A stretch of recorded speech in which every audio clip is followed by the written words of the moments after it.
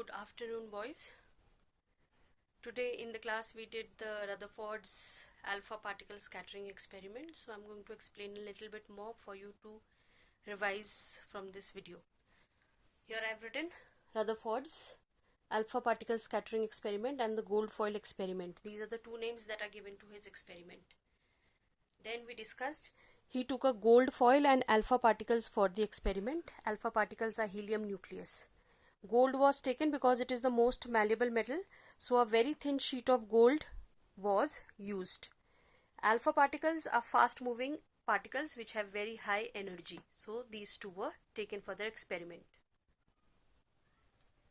This is what the setup of Rutherford's experiment looked like. Okay, he had a metal plate, this one that you can see all around. In the center was the gold foil, and from one end, this side, there was an opening in the metal plate from where he threw the alpha particles onto the gold foil. When these alpha particles were bombarded on that gold foil, 3 observations were made by him. The first one was, most of these alpha particles, they passed through the gold foil directly. So alpha particles passed through, most of them directly went past the gold foil. This was the first observation.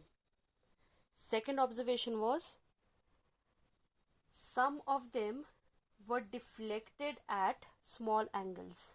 So they struck somewhere and they got deflected back. Small angles were made and they deflected backwards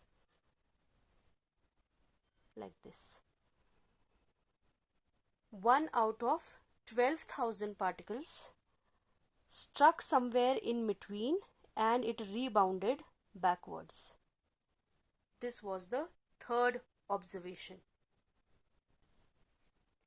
Let's focus on the observations. I've written over here.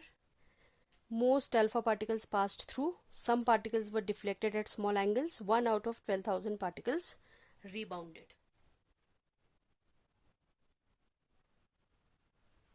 From the 3 observations, these are the 3 conclusions that were drawn by Rutherford. The first one, most of the space in an atom is empty. Only when the space is empty, then the particles can pass through, like we have shown over here. Second conclusion, deflection shows that there is a positive body in the center. These alpha particles are positively charged. They have a positive charge in them.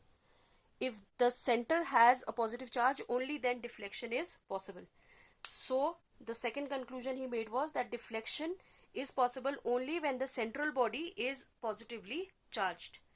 The rebounding of the particles, 1 out of 12,000 rebounded, showed that the central positive body has a very large mass which is concentrated in a very small volume.